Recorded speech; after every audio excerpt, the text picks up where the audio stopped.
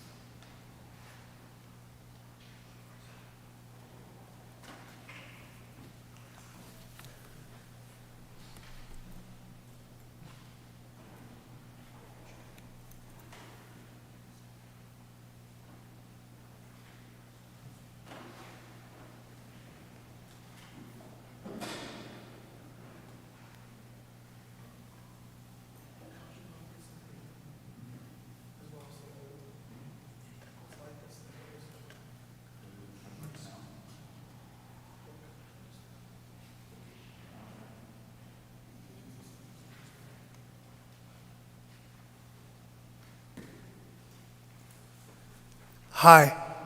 So in my family, we have an obligation to complicate things.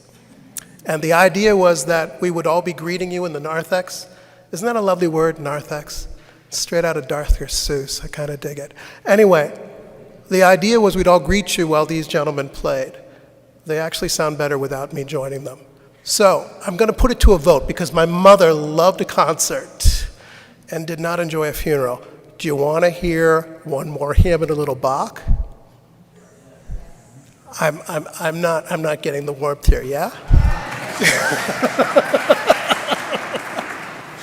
All right. So everything that we do today has some special meaning in my mother's life, except for a couple of things that I had in my music file drawer, which were extraordinarily convenient to play.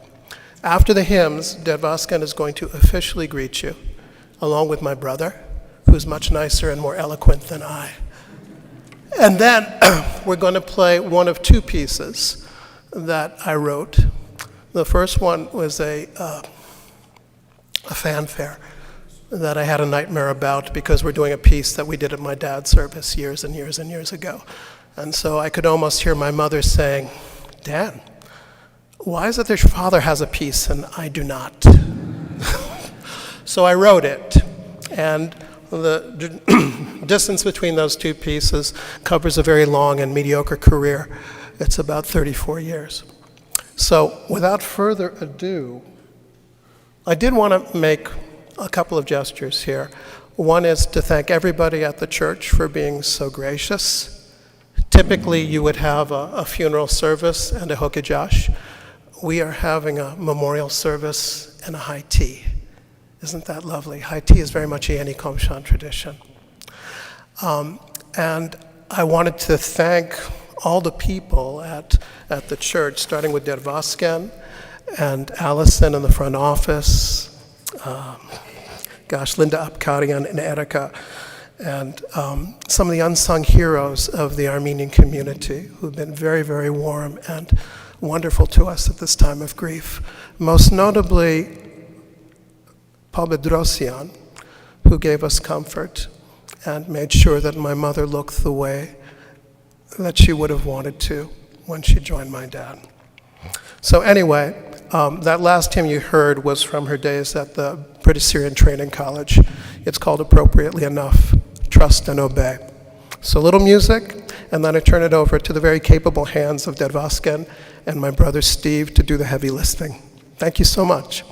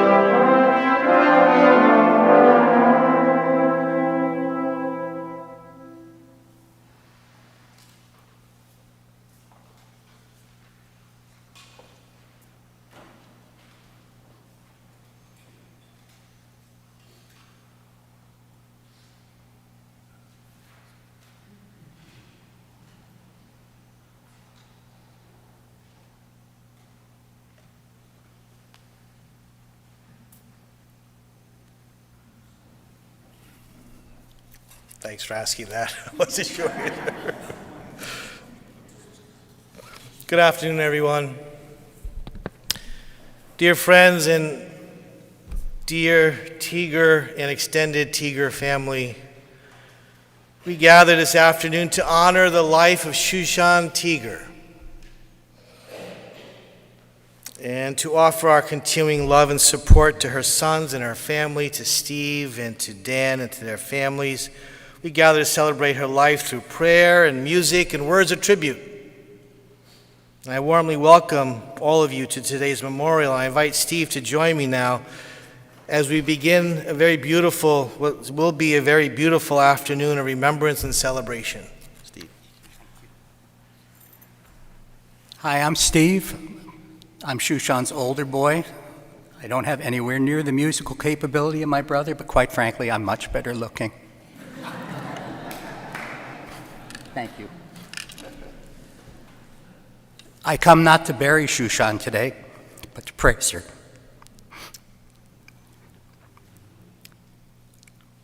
So with that little nod to Shakespeare, she didn't waste all of her money sending me to a liberal arts school for an engineering degree. There is no program today. I won't say we're making it up as we go along, but you'll hear from people speaking about different parts of my mom's life.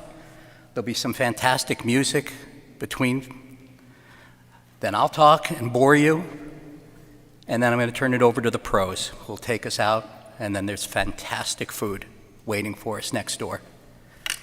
It occurred to me also, looking at all the food that we put together, just about everything you're going to enjoy this afternoon was made by somebody who knew and loved my mother very much. The local bakery, where she was actually headed the morning that she died. We had a fantastic grape leaf rolling party in my house last night. There's cookies that she adored. It's a very personal day today, and I thank you all so very much for being here. And how about these horns?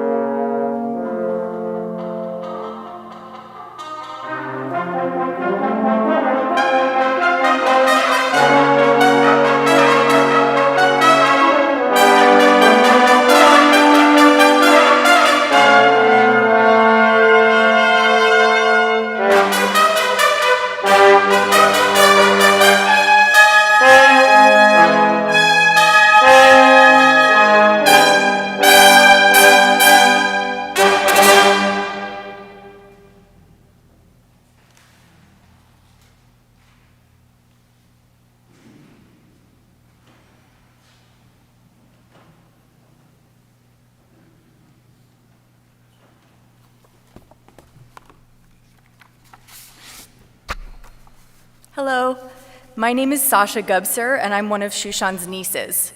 My Aunt Grace wrote these memories of her oldest sister, Shushan, and she asked that I share them with you today. In the early 1940s, Shushan and her two sisters, Margot and Grace, were described as Dr. Yenikomshan's three daughters. Her brother, Haig, and sister Annie were born later that decade. Shushan grew up in a household that included two resident grandmothers. One grandmother was a strict disciplinarian who exacted obedience from all. The other grandmother taught her Turkish nursery rhymes. All the siblings learned Turkish because it was her only language. Shushan and her two oldest sisters walked for 20 minutes each way to primary and high school wearing their blue uniforms. The school was a British missionary school, the British Syrian Training College. At home, the spoken languages were Armenian, Turkish, and some English. At school, early classes were taught in Arabic, and most students spoke Arabic. So on her first day of school, Shushan was faced with the people speaking a language she did not understand. Mercifully, young children pick up new languages very quickly, and before she knew it, Shushan was speaking Arabic. However, the memory of those early days of not knowing Arabic stayed with her. Early on, Shushan learned to swim by going to the American University of Beirut's swimming place on the shores of the Mediterranean. She and her family spent the rest of the summer in the mountains of Lebanon. 1940 to 1945 were war years, and things were scarce. During the summer months, her mother and grandmother made staples for winter, such as grape juice and tomato sauce. Shushan and her sisters assisted in making these winter staples. One day, her mother's friends from Sudan, who were also in the same mountain village, gave her mother a recipe for a cake. They made the cake batter and poured it into a pan. Shushan and her sister Margot were asked to take the pan to the village bakery to be baked. On the way, they dropped the cake pan and the batter spilled. They quickly put as much of it as they could back into the cake pan and took it to the bakery. When they brought the cake home, her mother's friends were aghast when they looked at the cake pan. They kept on asking, why had the cake not risen? What had gone wrong? Finally, Shushan and Margot had to confess that half of the cake was lost because they had dropped the pan. During the summer months, Shushan and her sisters were taught how to embroider, knit, make buttonholes, and sew simple things. Her grandmother wanted her to grow up to be an accomplished woman of the house. She obeyed, but what she liked most was to read books. She would find a quiet corner to read her books. A fun time was to go to the town square cafe to eat ice cream and listen to French popular songs. The family home in Beirut was quite festive during Christmas. Shushan's mother decorated the house, and they had a Christmas tree. Shushan's father invited his students to the New Year's Eve dinner party. Everyone sang songs and played games and welcomed the new year. Easter was very festive also. On Palm Sunday, Shushan and her sisters wore new dresses and white shoes. These were outfits that would be worn on special occasions for the coming year. They carried decorated candles and walked in a parade on a nearby street in front of the local Catholic church. On Easter Sunday, the Armenian Orthodox priest and his assistant would come to bless the house. Shushan and her sisters had to stand quietly around him and refrain from giggling. Throughout her school years, Shushan was an excellent student. She graduated from high school at age 16 and enrolled as a freshman at the Beirut College for Women. There she met a counselor who recommended that she apply to Wellesley College. She was admitted. This coincided with her father's sabbatical year, which he spent in the United States. Shushan came to the States in 1948 as a 17-year-old teenager. She enrolled as a freshman at Wellesley College. These must have been difficult years for her since she was separated from her family for the first time while her parents were in New Orleans. When Shushan's sister Grace came to the U.S. in 1958, she was 22 and a graduate student at Cornell. At that time, Shushan and her husband Herbert were in Vallejo, California. They invited Grace to their home for Christmas. For Grace, the idea of flying all the way across the U.S. to California was thrilling. Together, they attended many parties and played lots of games. Shushan took Grace around to many different sites in the San Francisco area. This visit was very memorable. Shushan and Herb came back to the East Coast and settled in the greater Boston area in the 1960s. Shushan was very caring and supportive while Grace was in graduate school. Grace visited Shushan and Herb often during the holidays, and they went on wonderful trips together exploring places in the greater Boston area as well as neighboring states. Shushan was devastated when Herb passed away in 1990. Grace continued to visit her and did her very best to comfort her. Shushan, being the eldest, felt responsible for the well-being of others and often worried about them, yet she also continued to enjoy life's adventures and eagerly engaged in fun activities. Shushan and Grace both loved to travel. They traveled a lot together and were great travel companions. Their first trip was to Eastern Turkey in 1997, aka Western Armenia. This was a very special trip. They both learned a lot about Armenians and Armenian history. They visited many towns where Armenians used to live and had built churches. At the end of the trip, their youngest sister Annie and their mother met them in Istanbul. They had a wonderful tour of Istanbul and then all went together to Aintab and visited their mother's ancestral home. Together, they entered the courtyard of the house where their mother was born and had left at age 4. As they toured the house, they discovered that the courtyard had become a cafe. Their mother was very moved when she entered the beautiful paradise room which her mother had often described. Shushan, Grace, Annie, and their mother were thrilled to see Armenian inscriptions in the rooms and the courtyard of their mother's family home. They all went to their grandfather's pistachio groves and of course gorged themselves on pistachio sweets and even pistachio kebabs. During the trip, they went to Kilis and found their father's ancestral home. The door was locked and they had to climb to a neighbor's roof to see the courtyard of the house. Shushan and Grace continued to travel together often. They traveled all over the Middle East, parts of Asia, and Northern Africa from 1997 to 2013. In 2012, Shushan wanted to return to Aintab and Kilis with Grace. They revisited their mother's ancestral home and their grandfather's pistachio groves. This time, they were able to enter their father's house in Kilis. The house had become an NGO where women were trained in various professions such as sewing and hairdressing. They walked together through the house and imagined their ancestors living on the premises. Shushan was always interested in history, in particular Armenian history, as well as family history. She taped her father's recollections of his early life and career, which informed her entire family about his experiences and his philosophy of life. In 2021, Shushan published a book about her maternal side of the family, the Krajians of Aintab. She chronicled the family's history in the context of social, political, and commercial life in late Ottoman Aintab. Shushan was a family historian, and the whole family turned to her for information. When COVID struck in 2020, it was a very difficult time for Shushan.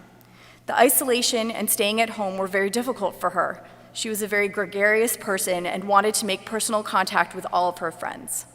Like most of us, she had to adjust and to rely on Zoom or streaming. She attended many Nasr meetings and Sunday Mass remotely. She found a way to manage. She divided the week into a pattern of calling various people. Grace's day was Saturday mornings. Shushan and Grace had a lovely telephone visit on August 3rd, just 3 days before she passed away. Here I'm going to quote my Aunt Grace directly because transcribing it into the third person just didn't do it justice, so this is from my Aunt Grace. Shushan's passing has affected her family deeply. My brother Haig and sisters Margot and Annie join me in extending our deep condolences to her 2 sons, Stephen and Dan, and to her grandchildren, Lulu and Bon. As long as we remember her, she lives in our hearts. She will be in my heart for as long as I live.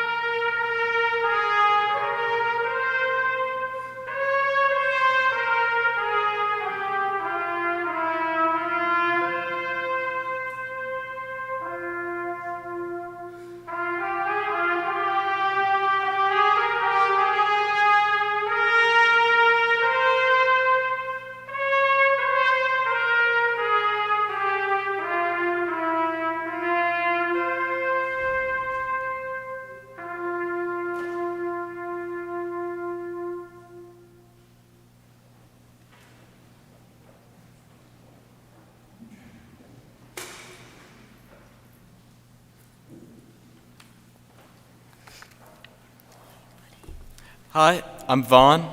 This is my sister Lulu. We're going to say a few words about our grandma. Every Christmas, Lulu, Shushu, and I would assemble a model of the Holy Manger. Setting up the manger always began with moving Grandpa Herb's model boats to the living room, right above the fireplace. After doing so, we'd come back to find our grandmother, sitting on her beloved blue chaise, unwrapping ecclesiastical figurines and placing them on the granite countertop located between the sitting room and her downstairs study. My role began with the preliminary layout. There are 2 caravans in Shushu's manger set, of which I'm very fond. One has a blue diamond pattern, and the other a red, green, and black pattern. I like to set these up on opposite ends so that the leaders of their packs convene to the focal point of the model, the little baby Jesus. I also like to place these 2 huge camels on the side of the blue caravan. Of course, I try to play flocks of sheep intermittently, but it is usually at that point that Lulu, after helping our grandmother unpack, checks my work and completely rearranges. I concede, she has the better eye. Together, we would continue unpacking, arranging, and rearranging, with minimal argument, the little baby Jesus, the Virgin Mary, Joseph, flocks of sheep, 4 magi, there was an extra, an Armenian sheep with a bad hairdo, aforementioned caravans of camels, dromedary and Bactrian, and the 1 camel we contributed to the manger, Ahmed. We realized that the manger and all of its figurines were a microcosm to something much greater, our grandmother's life. Each figure we meticulously placed, arranged, and rearranged were representative of different aspects, characters, and moments of her time on Earth. The patterned camels that Vaughn loves so much are symbolic of her role as a mother, the red and green caravan for our dad, and the blue caravan for our Uncle Steve. They're the oldest figurines in the manger, purchased on a belated honeymoon trip to Beirut with her husband, and are carved out of olive wood. The 2 huge camels represented her parents, which we usually place in the back left corner, overlooking the entire scene. The sheep and shepherds were representative of the comfort she found in church. She would go to church every Sunday and sit in the same pew on the left side up by the small altar where we lit candles. Although, if you're asking me, the woman was no sheep. She was more of a lioness. As we set up the manger, she would make sure to remind us that the magi we placed lined up in front of baby Jesus were not wise men, not kings, but rather astronomers, alluding to her time spent at Wellesley College studying chemistry and later at MIT studying chemical engineering. The members of the menagerie grew and grew over time, like the 2 drinking camels that were placed by the manger, which are my favorite figurines because of their elegance and beauty. These were a reflection of the relationship she had with her father, who would talk about 4 very important things: truth, beauty, justice, and mercy. But he would always put beauty first because beauty is pleasant and sometimes truth isn't. Vaughn and my favorite sheep, the porcelain Armenian sheep with a bad hairdo, was a reminder of our grandmother's wonderful sense of humor. Like that time we were at a midnight service at 12th Baptist Church in Roxbury, and upon seeing one of her friends, she threw her cane to the ground and exclaimed, "Let me get rid of this idiotic thing." However, in my opinion, the figure on the manger in 58 Edgemore Road, most telling of Shushu's character, was the only one that lived outside of her house, Ahmed. Every time we brought that camel, our grandmother would light up. We asked ourselves why. Sure, it's a nice camel, but it paled in comparison to some of the intricate models Shushu collected and brought home from the Middle East. Vaughn and I have come to the conclusion that it meant she was doing her job as our grandma. By insisting Ahmed be present in her manger, she ensured the traditions she held will transcend life. She made sure that Vaughn and I not only got to take part in our heritage, but engaged with it and turned it into something of our own. To us, that was our grandmother, a forward thinker, ahead of her time, with a fantastic sense of humor, who will outlive us all, if not in body, then in spirit.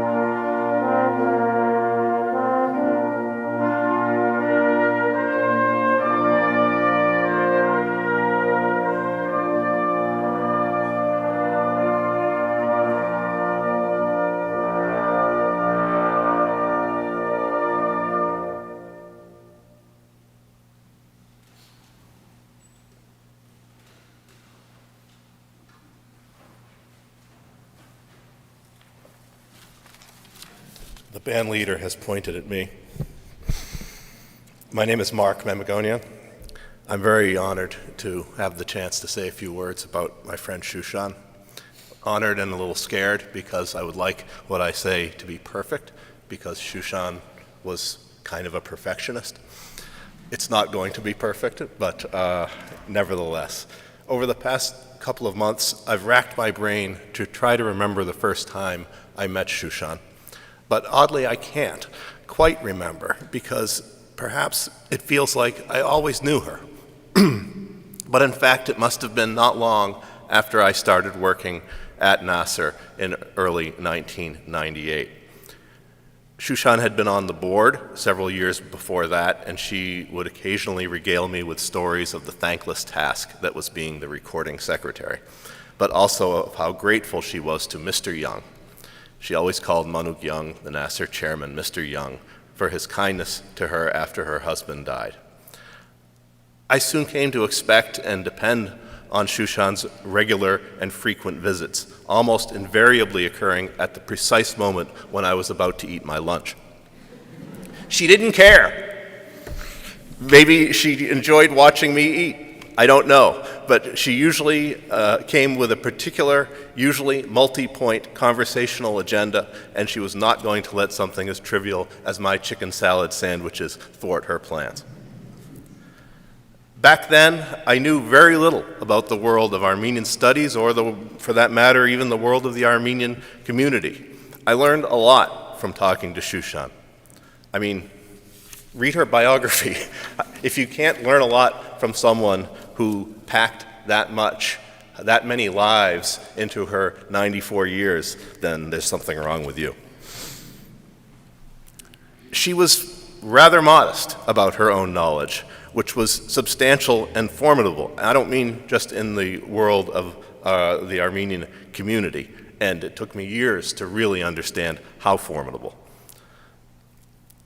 She always had a keen interest in our library at Nasser, and as time passed and the library became more of a focus, she devoted a huge amount of her time and energy to making it a better place.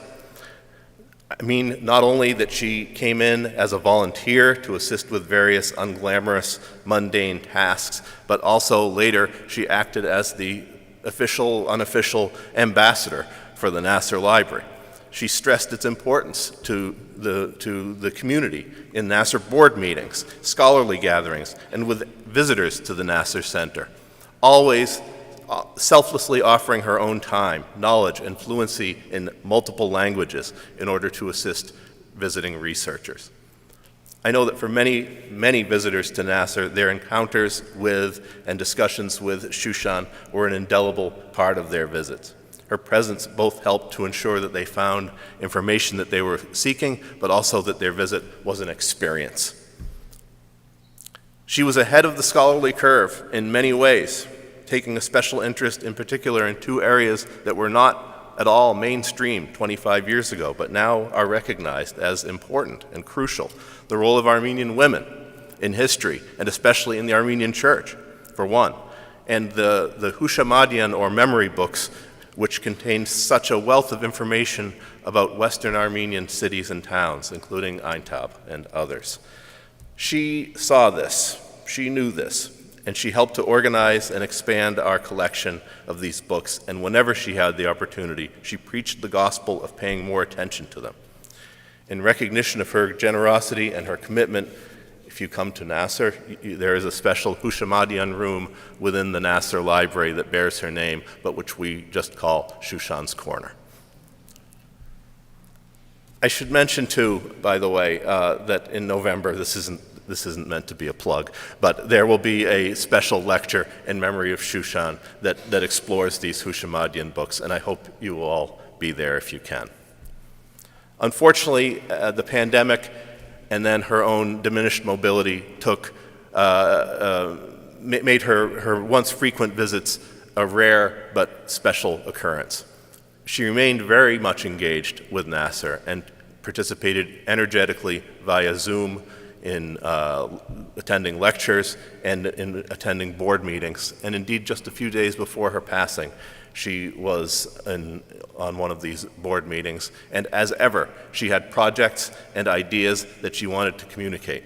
In particular, she spoke, as she had often done, of the need to involve the next generation or generations. This was truly one of her pet causes, that the work we do mustn't end with us, that it must be passed along. For many of us, Shushan was a link to the old world, but she was much more than that. She was also a bridge to the future. And although she's no longer with us, she has pointed us the way to go. There's so much more that can be said. I don't have the time to say it. I haven't even had the chance to discuss the Japanese maple she gave us, which when she was still driving, she would drive by our house in Belmont to make sure it was healthy. Or the dark chocolate lint candies that she was so generous in providing. What can I say? I feel privileged to have known Shushan, and I will always carry her with me. Thank you.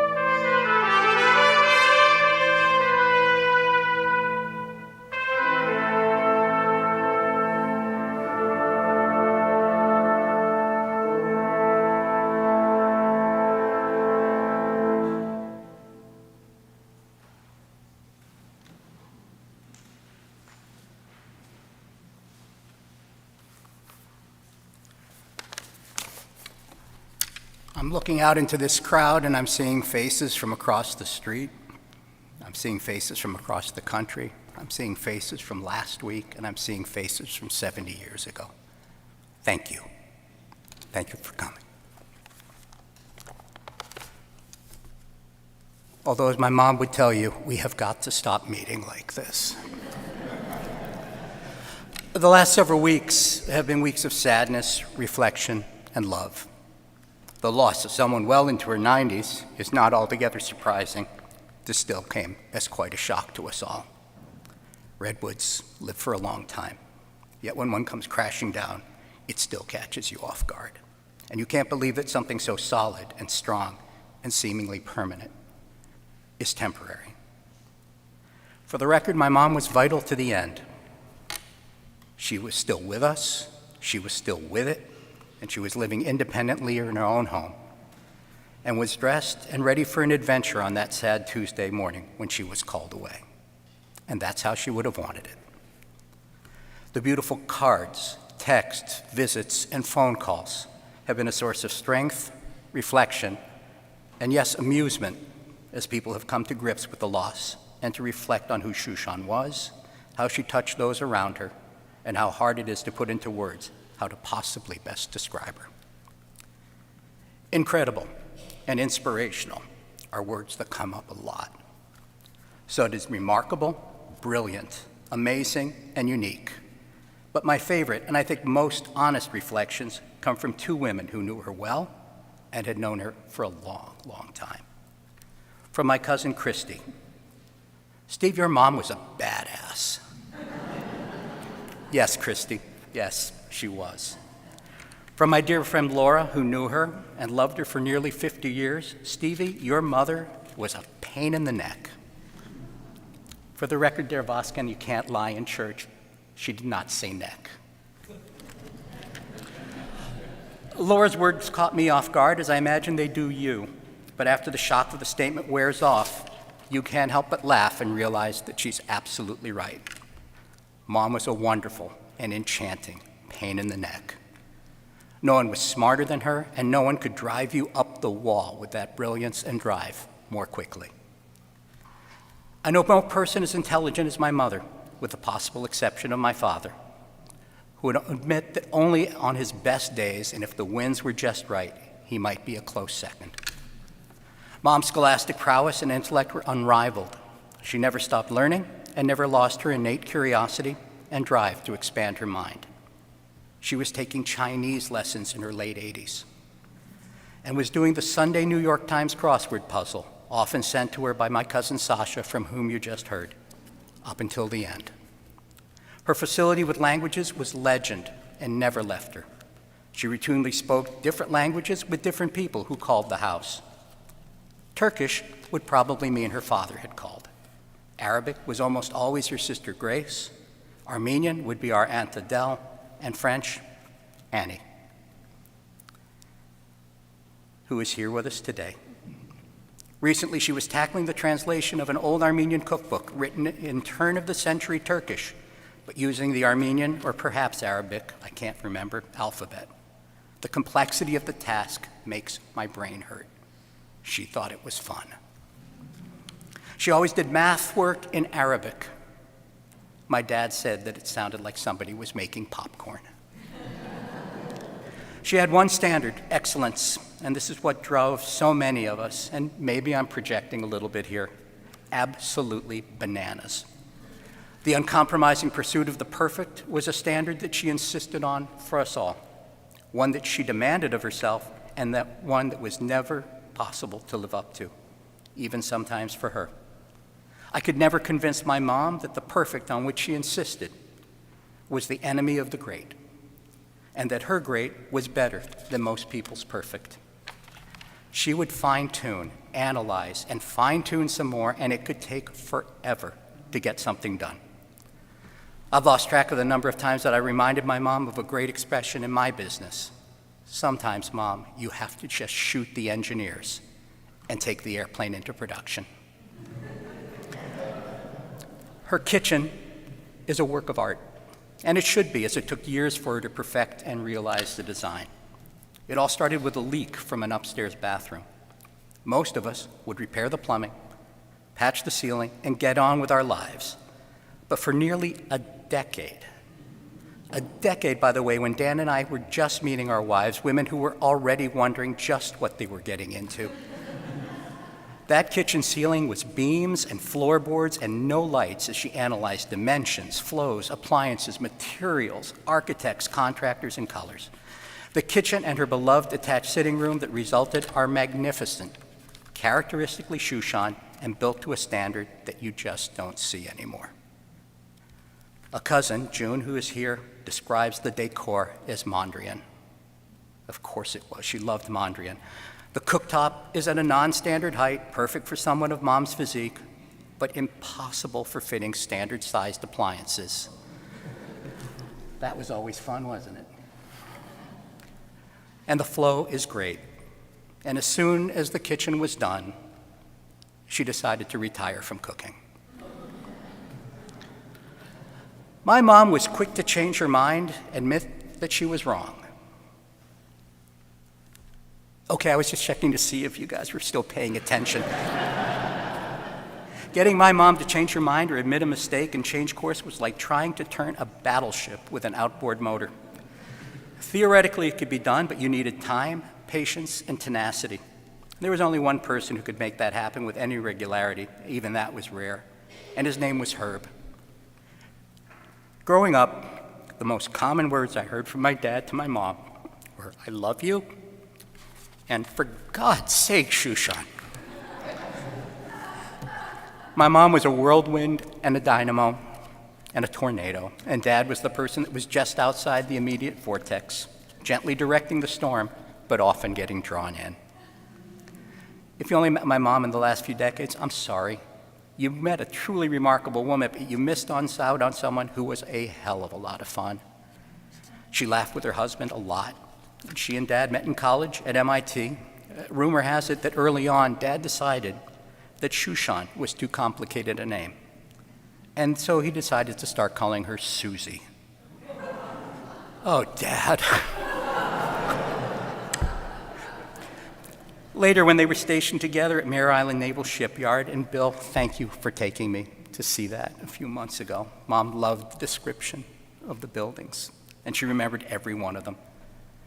Anyway, Dad taught her to drive in a car with a clutch on the hills of San Francisco. She was ever more brutal on clutches, and being in a car with her could be interesting. But that they stayed together after those lessons early on in their marriage speaks of their incredible bond. Dad once told me that clutches were easy to come by. Women like my mother were not. Theirs was a true partnership. She was his toughest critic and his most loyal ally. There is no way he could have pursued his pioneering research without her by his side, not as an assistant, but as his associate. Working together, she told me, was great when it was great, and awful when it was awful. She was incredibly loyal, especially to her family and her friends, some of whom she kept for 7 decades. Dr. Kaplan, Dr. Huvos, thank you both for being here. She's loved you both forever. She loved her own parents almost beyond reason. Twice during the Civil War in Lebanon, she raced to Beirut because her father needed her as he recovered from eye surgery. She played down the risk of being in an active war zone both times, but boy, were we glad to get her home. And that wasn't the first time that I saw her run towards danger to help someone else. One of my earliest memories as a little boy of her courage involved a horrific accident that we came across on I-95 coming up from Rhode Island. Now, this was in the days before seatbelts, and a baby had been thrown clear of a fatal wreck and was sitting in a pool of some sort of fluid on the highway. Without thinking, Mom raced into what must have been gasoline and pulled that child out of danger. A little boy never forgets that image, and Dad put seatbelts in the car. She was loyal to countless charitable and educational organizations and to this church. She was the queen of the anonymous contribution. All around this room are items that she funded, brought back from her travels, sewed or repaired or had restored. Anonymous donations all. Dear Voskin, you have my permission to let the cat out of the bag. Mom did things that girls weren't supposed to do when she did them. Coming alone to the U.S. as a teenager, straight to Wellesley College in a new country and a new culture, took amazing courage. After they married, my mom supported her grad student husband by working as a chemical engineer, when women just didn't do that. She invented the stuff under bottle caps that keeps the fizz inside the bottle.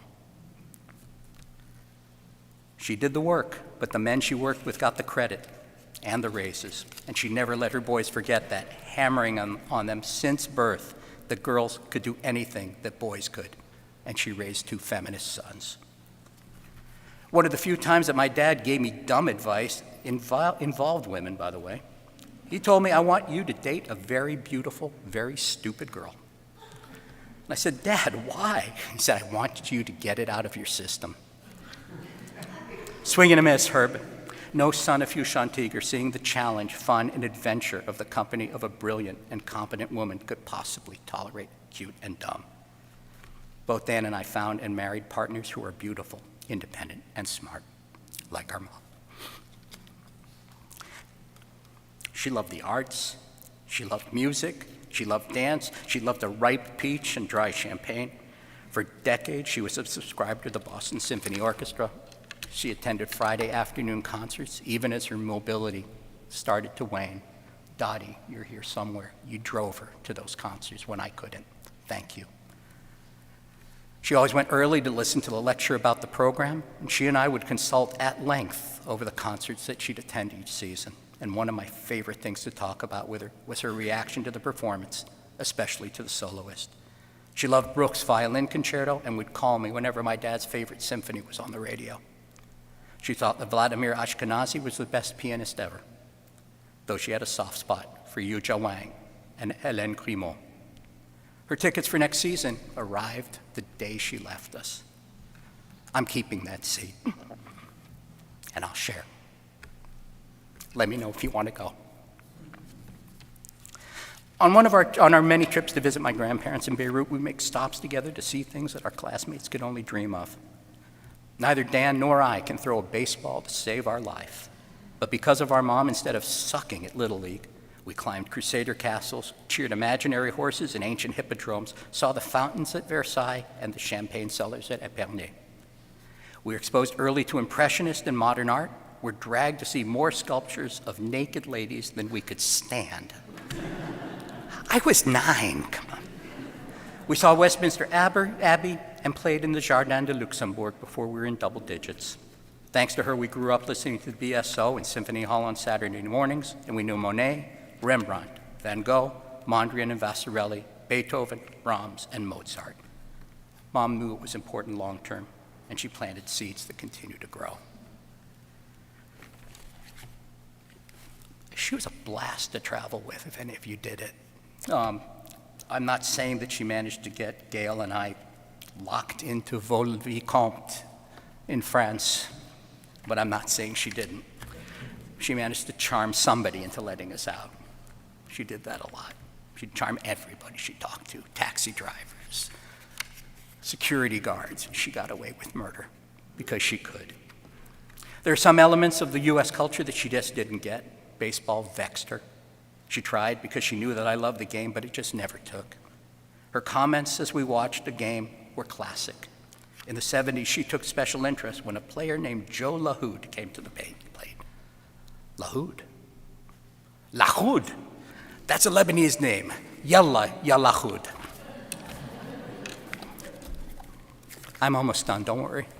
She never did get cataract surgery, even as many of us begged her to, and I'm wondering if that's why she accidentally misread, or maybe intentionally misread, the name of a very well-known cafe.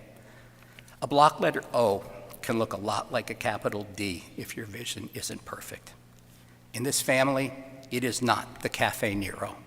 It is, and shall ever be, the Cafe Nerd. We all agreed never to tell her. She loved a good pun, a clever turn of phrase, especially if multiple languages or the classics were involved. She was delighted when she discovered that Japanese for how much was the same as the word for salmon caviar, which my dad loved. Ikura, ikura, if you're wondering. One of her favorite bits of cleverness, which she told me about when I was a kid and for years afterwards, involved a photograph in a Los Angeles newspaper, and it's an apt story on which to end. But there are snacks, after all. Aristotle Onassis was house shopping in Los Angeles and was checking out the mansion of the great comic Buster Keaton. A photo was taken to the occasion, and the caption was awesome. There's a classic Rembrandt painting, so of course Mom knew it, entitled Homer, Contemplating a Bust of Aristotle.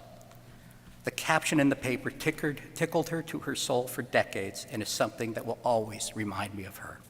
The caption, Aristotle contemplating a home of Buster. The classics, fine art, blistering intelligence, and an almost unworldly cleverness. That was Shushan. She touched us, charmed us, frustrated us, amazed us, and taught us all. Stop by the Cafe Nerd sometime and think of her. Thank you.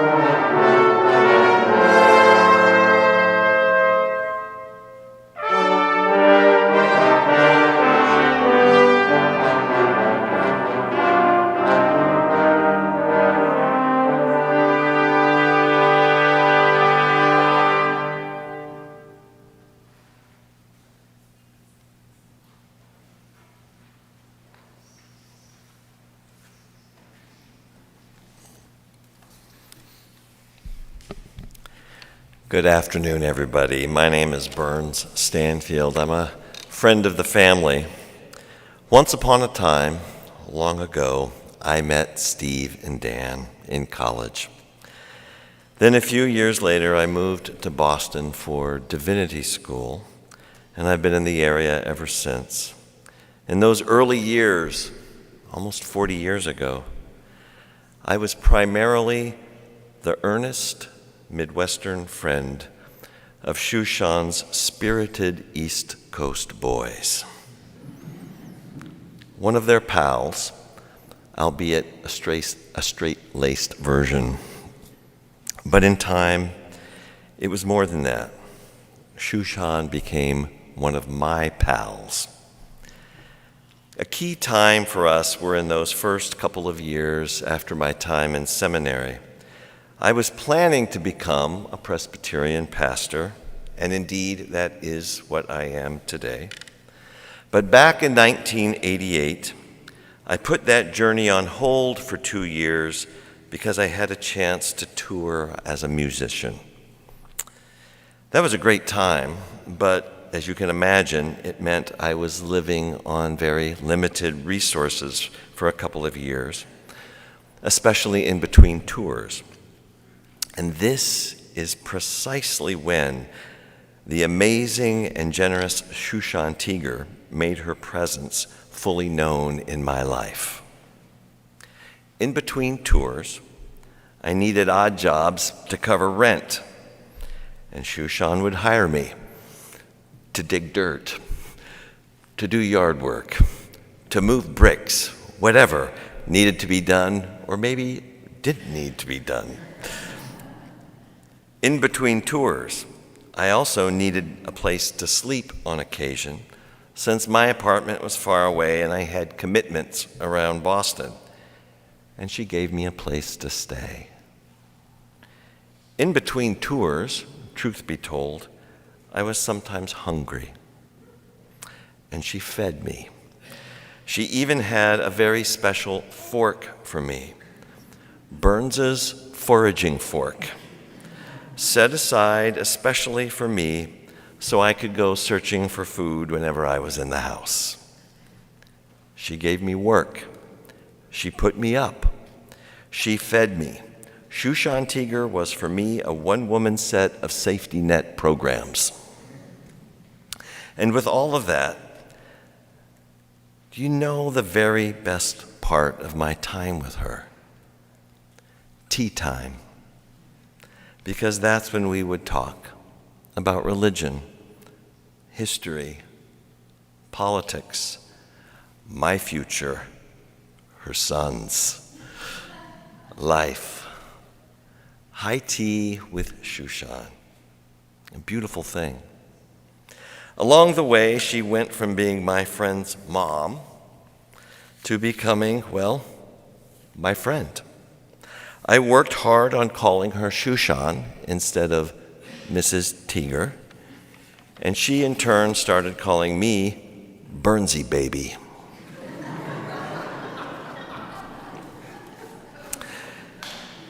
Usually with popping bees and a very high-pitched squeal. I thought about trying to imitate it, but I don't think I dare. But around that time, I got married, and she hosted my parents. A little bit after that, I got ordained, and she hosted them again. And she still called me Burnsy Baby. Sometimes Reverend Burnsy Baby. Now, along the way, of course, her beloved and amazing husband, Herb, got sick. And then he passed. I was a very young seminary graduate when all of that happened.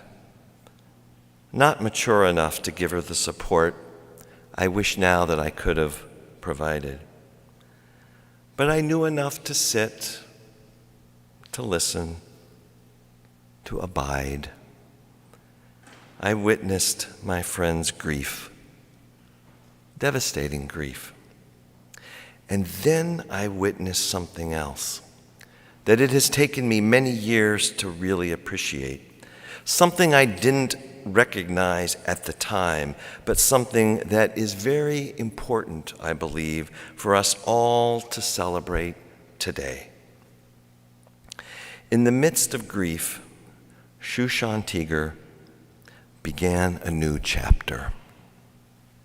It took time, of course, but eventually she did things like take a class, then take a trip, then help out with the community in the church, then take more classes and more trips, and then grandchildren. Throw in a few ambitious projects with her professors, and you see it. Her new chapter. What Dan calls her third act. You know, in the original New Testament texts, the Greek word for resurrection is anastasis. It means, in its simplest and most literal form, to stand up again. To stand up again. I love that, because sometimes the full glory of resurrection really takes shape when people who have been knocked down simply begin to stand up, one day at a time, rising with the sun, even in the midst of sadness and grief, to face a new day and write new chapters. I feel like we got to see Shushan do that, standing anew, rising for another day, the third act. It was really glorious. I don't think I appreciated it at first, but I could see it later on. I could see it later on after I saw how my own father had to struggle to start a new chapter when my mother died young. I could see it later on after my own wife died, and I had to start work on my own third act. And in fact, I bet most of us here have had to face big losses like that. Certainly, we face that kind of loss today in grieving the remarkable Shushan Teeger, which is exactly why I want to lift up for all of us Shushan's magnificent ability to write new chapters. Her glorious third act, her decisions to stand again one day at a time and rise anew. 35 years ago, Shushan bore a Christ-like witness to me, feeding me when I was hungry, welcoming me when I needed a place to stay, designating for me my very own foraging fork. In the years since then, she bore an even stronger Christ-like witness that speaks to every one of us who grieve this afternoon. She rose. She stood up again. She created new chapters. She crafted a magnificent third act. Thank you, Shushan. God bless you. And God bless all of us as we step into this season, one day at a time, with Shushan's resurrection spirit.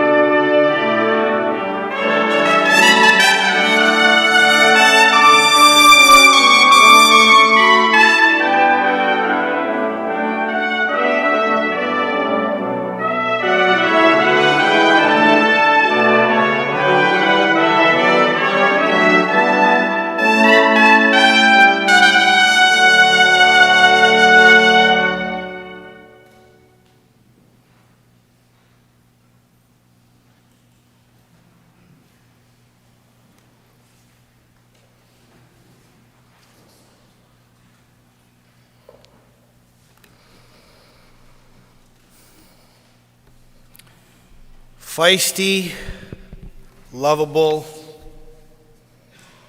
highly educated, and yet easy to speak with. We heard all the speakers in their own way tell us how Shushan was a person worthy of knowing. And we were all better off for having spent time with her. A person of deep devotion to her family, her church, her traditions and her culture, to her friends,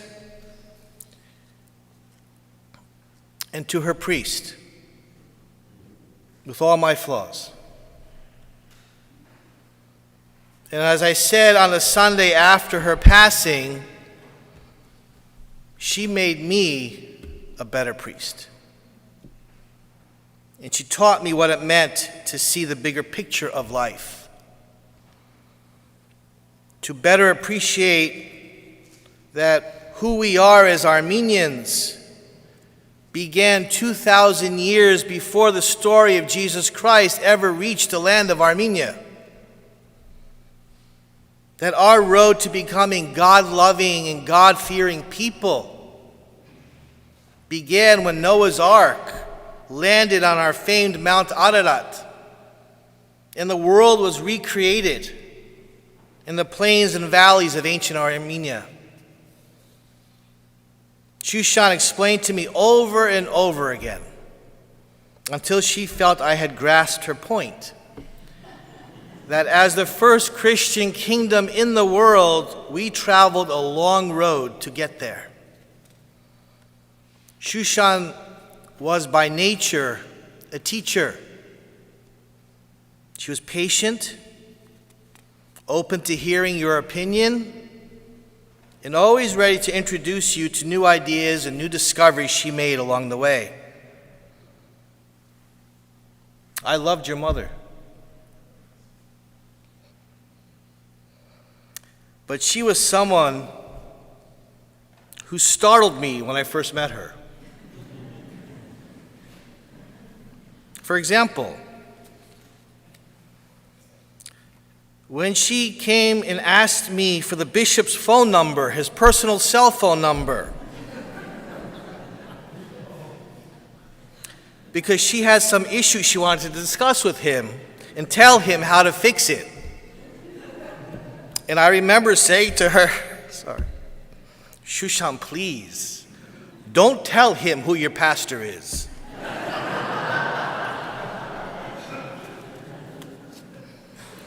Another time we received a call in our church office.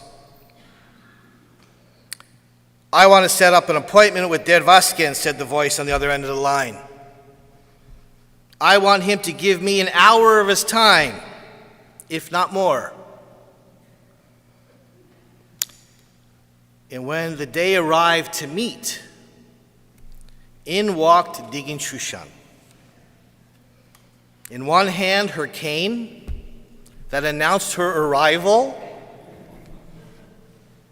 and in the other hand, a bag full of papers.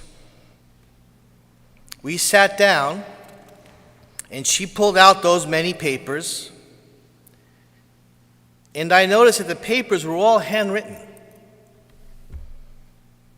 She asked me if I knew what these papers were. No, I said, I don't think I do. These are the notes, she said. These are the notes I took on your weekly sermons.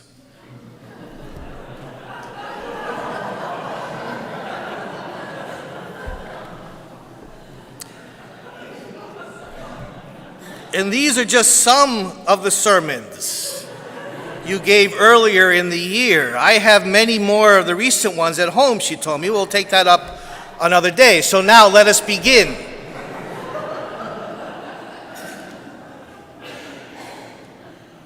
Now you can just imagine what was going through my head. Lady, I don't even remember what I spoke about last Sunday, let alone last week's or last month's or January sermons.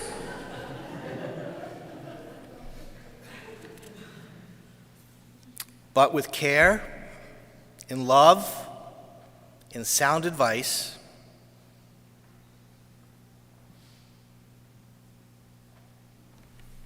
she shared from her heart. She offered pre-Christian traditions, traditions from the church fathers, traditions from our cultural heritage. Next time, add this in here, develop this point over here, elaborate on this more than you did. And very quickly, I fell in love with your mom. And she knew it. She had me. And from that day on, I waited for our monthly conversations. She made me a better Armenian priest. But that was only the tip of her generosity. There were times she came to visit with beautiful samples of material she wanted to donate to the church. She wanted to sew our altar cloths. Even one very special white cloth that belonged to her father, and we use that one on Easter Sunday every year, and this is it right here. This cloth belonged to her father, and she turned it into a chalice cover. I loved it so much. This is our Easter cloth.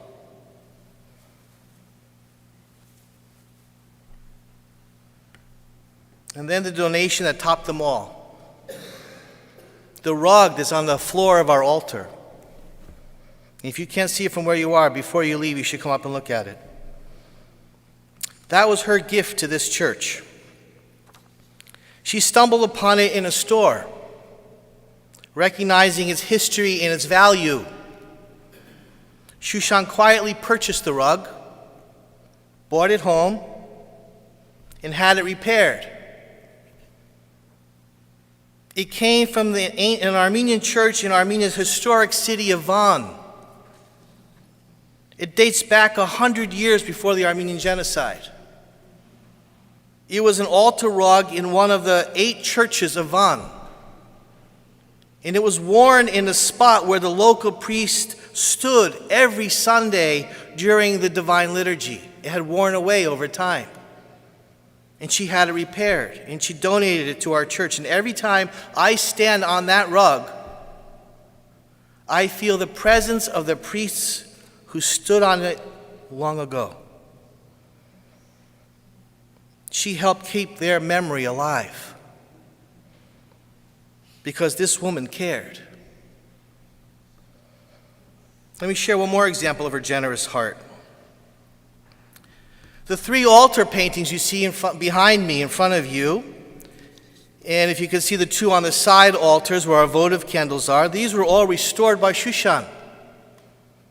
One by one each year, she offered to absorb the expense of restoring them to their original beauty. And of course, the Jerusalem chalice we use on most Sundays was likewise donated by this dear lady.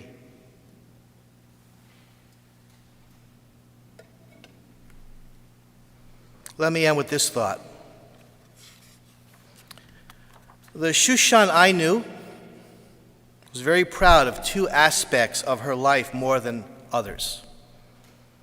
I shared of how proud she was of her Armenian heritage, and we heard others say it as well. But she was beyond proud of her family. First, my boys, as she referred to them in front of me. My Stephen and my Daniel. And when she spoke of them, she beamed from ear to ear. She was proud of who they became and the homes they created with their wives. And if there was anyone she was more proud of than her sons, it would be Lulu and Vaughn. Your grandmother spoke of you two and about you two all the time with such pride and such love. She was always aware of what you were going through or facing in life, what you were doing in life. She knew your successes and your hopes and your dreams. She was a proud grandmother. And she expressed to me many times that it was her hope that you also embrace the faith and heritage that she knew and loved throughout her life. That was her prayer, and we prayed together about it. And I know you will. Shushan fought the good fight. She finished her race, and she kept her faith. May God grant her now the crown of heaven. Let us now continue our service, our memorial, with the traditional Hokiankis Requiem prayer. Let us rise.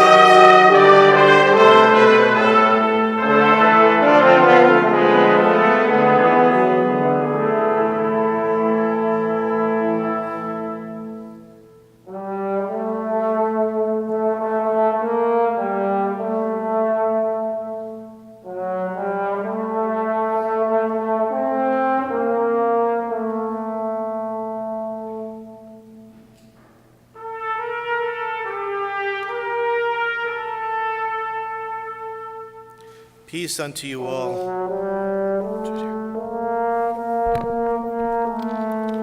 To the Holy Gospel of Jesus Christ according to St. Matthew.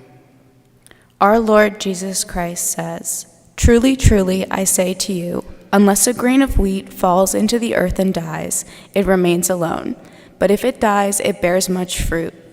He who loves his life loses it, and he who hates his life in this world will keep it for eternal life. If anyone serves me, he must follow me, and where I am, there shall my servant be also. If anyone serves me, the Father will honor him."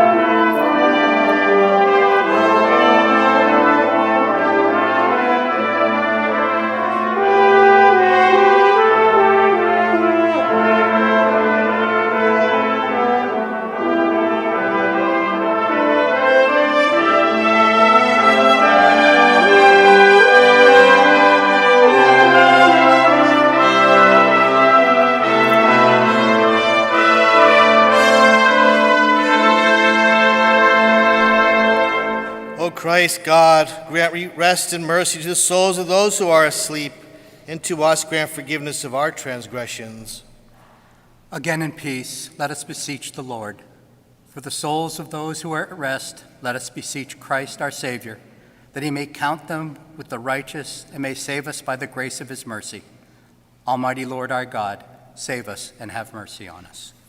Lord, have mercy. Lord, have mercy. O Christ, Son of God, forbearing and compassionate, have compassion in your love as our Creator upon the souls of your servants who are at rest, especially upon the soul of your dear servant, Shushan, Yeni Komshan, Tiger, for whom these prayers are being offered.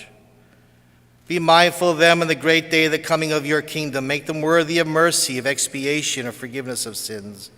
Glorify them and count them with the company of your saints at your right hand. For you are the Lord and Creator of all. judge of the living and of the dead. And to you is befitting glory, dominion, and honor, now and always, unto the ages of ages. Amen. Orthnial dermed Jesus Christos. Amen.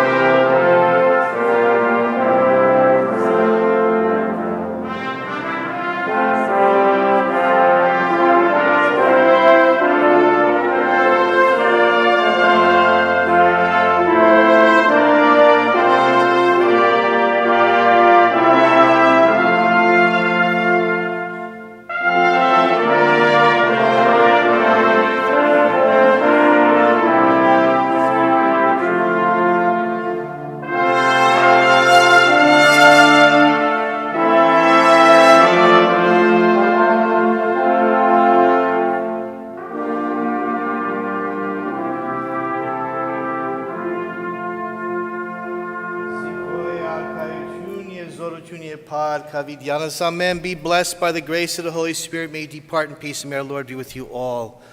Amen. May the soul of this beautiful lady rest in peace. The family now invites you to the Charles and Vartalanian Cultural Hall, which is located in the back of the church, if you're not familiar, adjacent to the parking lot. And there will be reception in Shushan's memory and honor. And the family would love to be with you to hear your stories and share your personal reflections of her. Good afternoon, everyone.